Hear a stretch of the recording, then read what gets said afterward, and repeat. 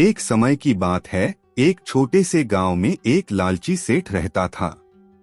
उसका नाम था सेठ दीनानाथ। सेठ दीनानाथ के पास बहुत पैसा था, लेकिन उसकी लालच उसे कभी संतुष्ट नहीं करती थी। वह हमेशा और अधिक धन जमा करने की सोचता रहता था। सेठ ने अपने व्यापार को बढ़ाने के लिए गांव के लोगों से उधार पैसे लिए। उसने उन्हें आश्वासन दिया कि वह उनके पैसे को दोगुना कर देगा। लेकिन जब गांव के लोग अपने पैसे मांगने आते, सेठ उन्हें बहाने बनाकर टाल देता। वह सोचता था, अगर मैंने इनके पैसे वापस कर दिए तो मेरे पास कुछ भी नहीं बचेगा। एक दिन गांव में एक साधु बाबा आए। उन्होंने सेठ को देखा और कहा, बेटा, धन का असली मूल्य क्या है? तुम धन तो कमा रहे हो, लेकिन क्या तुम खुश हो?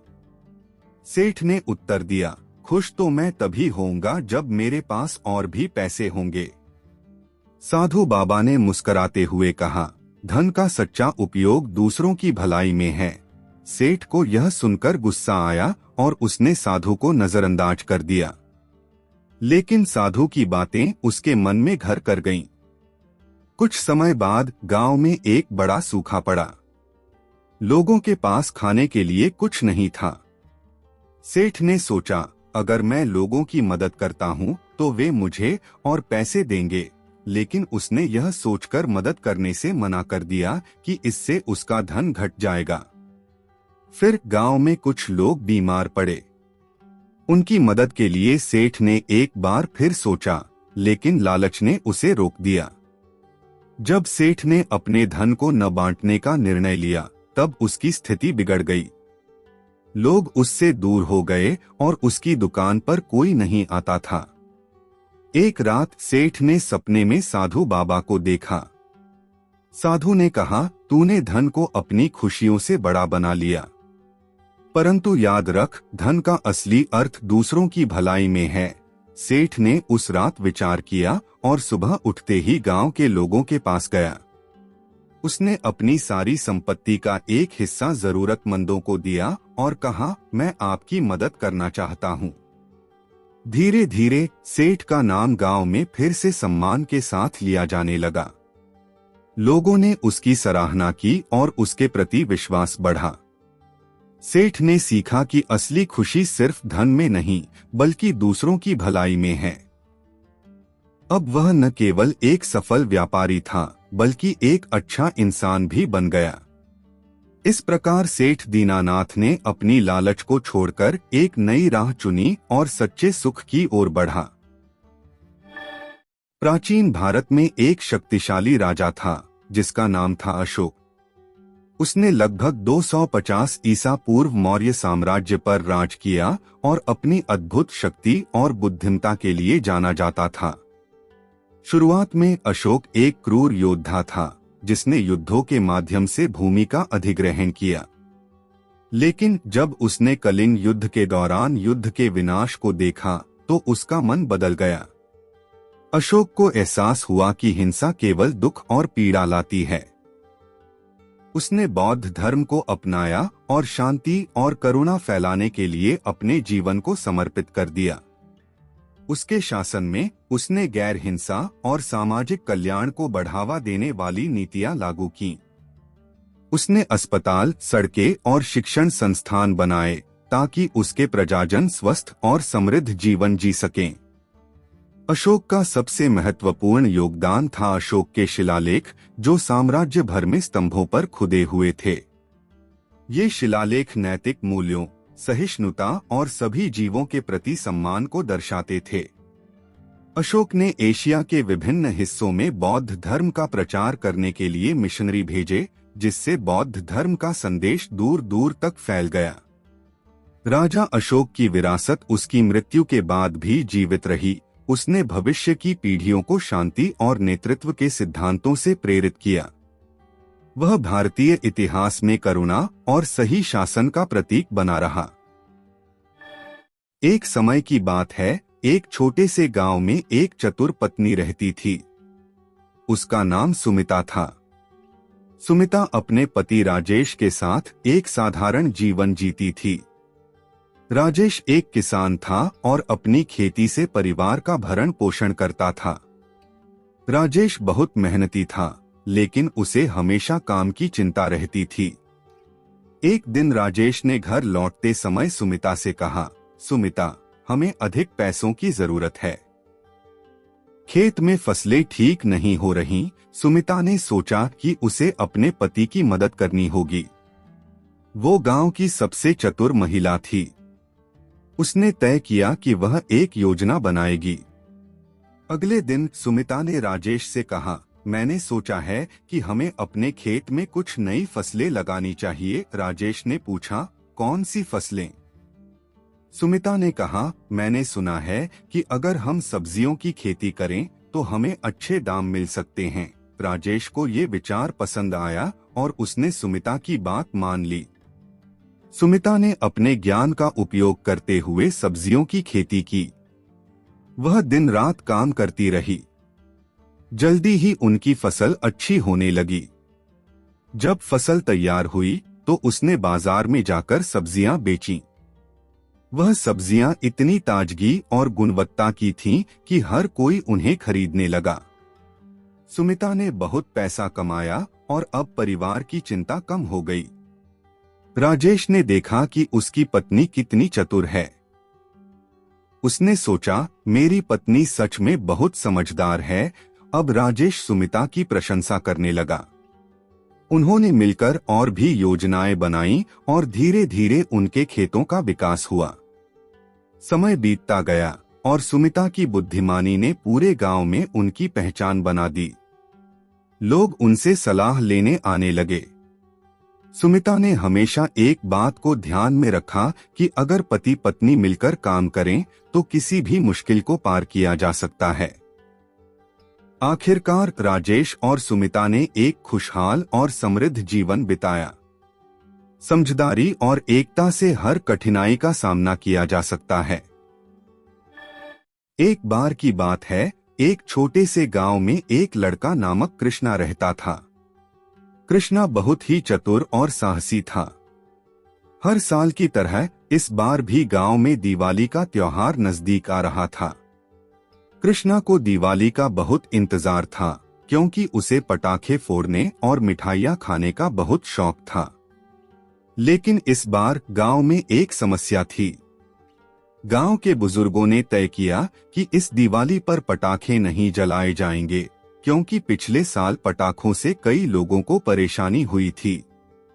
गांव के बच्चे बहुत उदास थे, लेकिन कृष्णा ने ठान लिया कि वह इस बार दिवाली को खास बनाएगा। कृष्णा ने अपने दोस्तों के साथ मिलकर एक योजना बनाई। उन्होंने तय किया कि वे मिलकर गांव के सभी घरों को दीपों से सजाएंगे। सभी ने मिलकर मिट्टी के दिए बनाए और उन्हें रंग बिरंगी रंगीनियों से सजाया। गांव के सभी लोग कृष्णा की इस पहल से प्रभावित हुए और उन्होंने भी मदद की। दिवाली की रात आई। गांव में हर जगह दीप जल रहे थे। कृष्णा और उसके दोस्त दीपों की रोशनी में नाचने और गाने लगे। गांव के लोग भी उनके साथ शामिल हो गए। इस बार दिवाली का जश्न न केवल रोशनी से भरा था, बल्कि प्यार और एकता का भी प्रतीक बन गया। गांव में खुशी का माहौल था। सभी ने एक दूसरे के साथ मिठाइयां बांटी और कृष्णा के साहस की तारीफ की। उन्होंने समझा कि दिवाली सिर्फ पटाखे जलाने का नहीं, बल्कि प्रेम, भाईचारे और एकता का त्योहार है। इस तरह कृष्णा ने अपनी सोच और पहल से गांव की दिवाली को यादगार बना दिया। उस रात हर किसी के दिल में एक नई रोशनी थी, जो अगले साल की दिवाली तक बनी रही।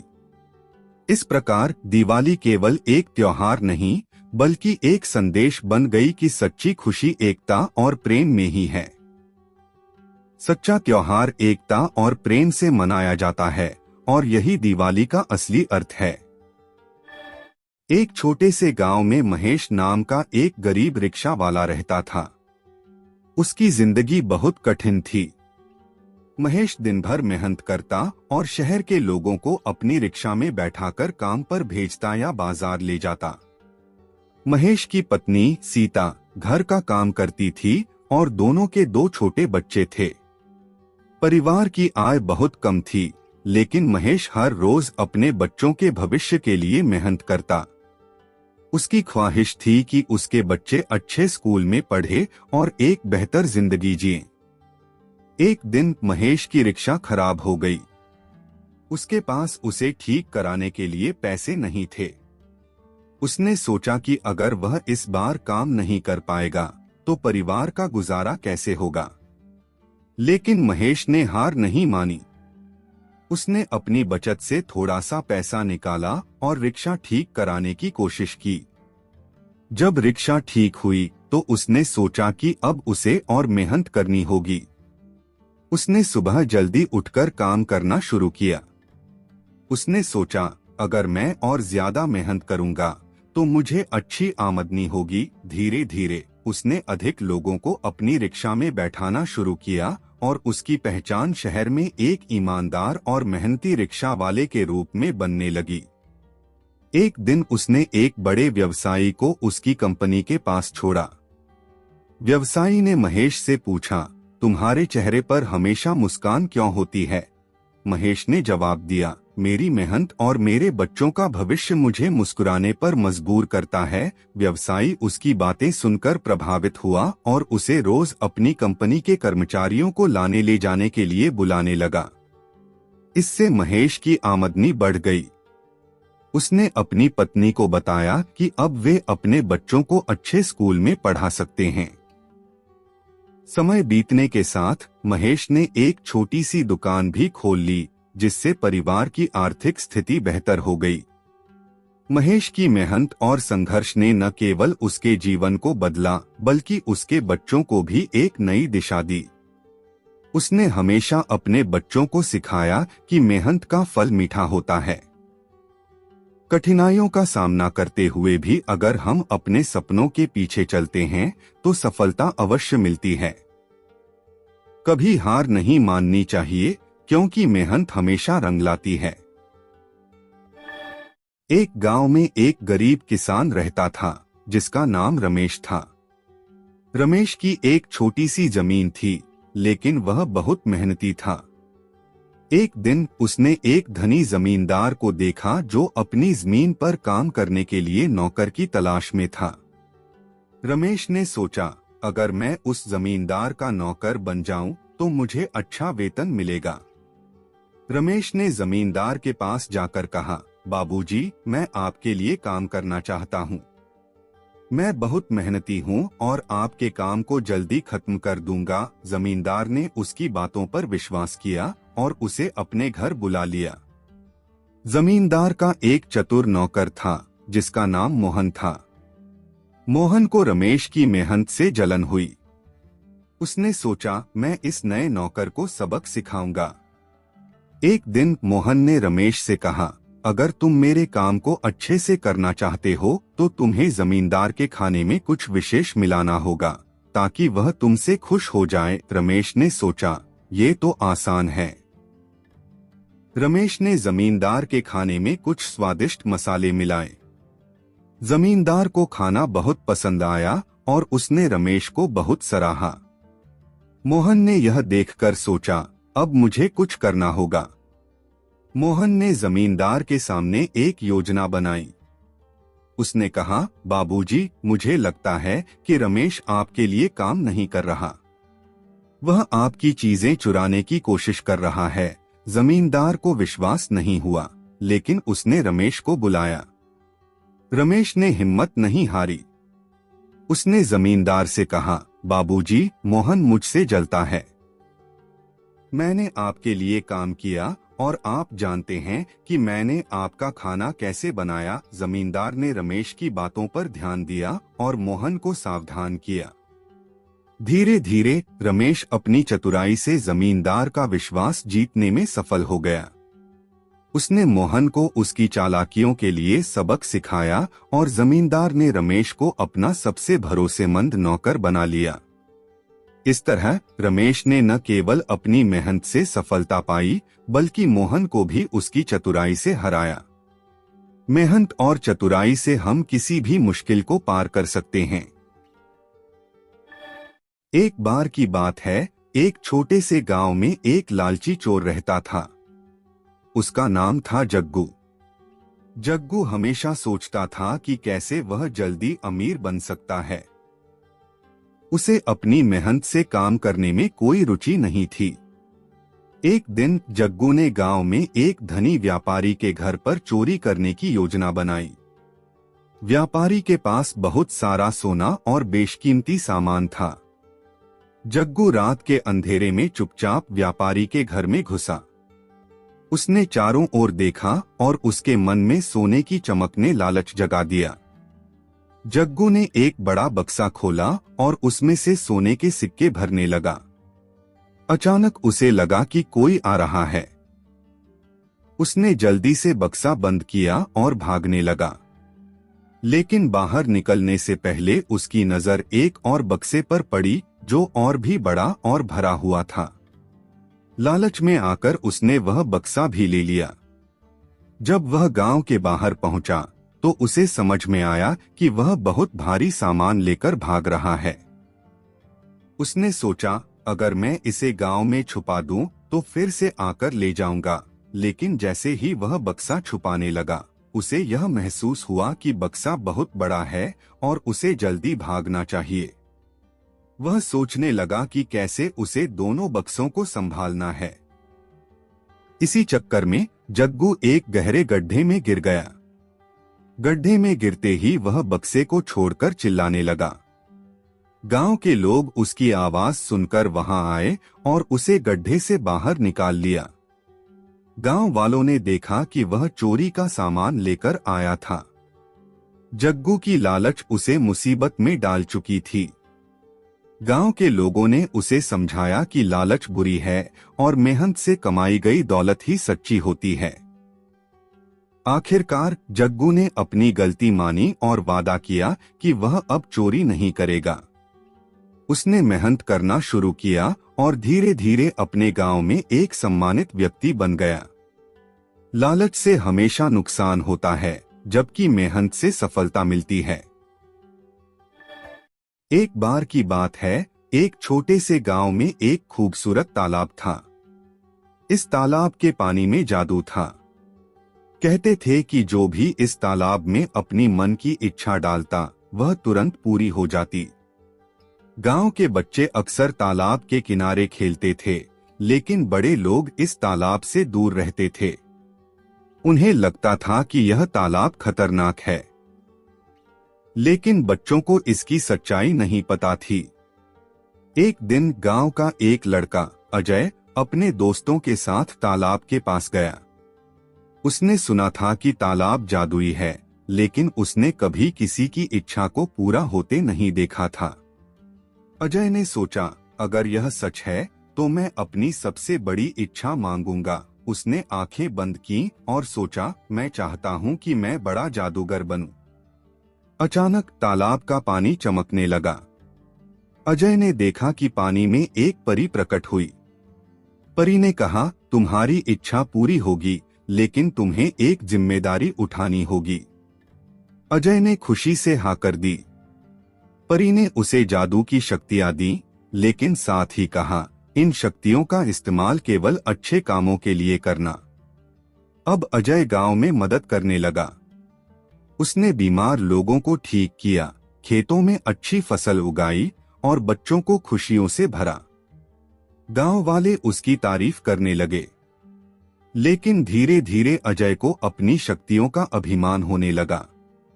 उसने अपनी इच्छाओं के लिए जादू का गलत इस्तेमाल करना शुरू कर दिया। गांव में डर और चिंता फैल गई। एक दिन परी फिर से तालाब से प्रकट हुई और अजय से कहा, तुम्हें अपनी गलती समझनी होगी। अगर तुमने जादू का गलत इस्तेमाल जारी रखा तो तुम्हारी शक्तियां छिन जाएंगी। अजय ने सोचा और समझा कि उसे अपनी शक्तियों का सही उपयोग करना चाहिए। उसने गांव के लोगों से माफी मांगी और जादू का सही इस्तेमाल करने का संकल्प लिया। धीरे धीरे गांव में खुशियां लौट आईं। अजय ने अपने जादू से गांव को खुशहाल बनाया और सबने मिलकर उसे फिर से प्यार दिया। शक्ति का सही इस्तेमाल ही असली जादू है। अपनी शक्तियों का दुरुपयोग न करें और हमेशा अच्छे कामों के लिए उनका उपयोग करें।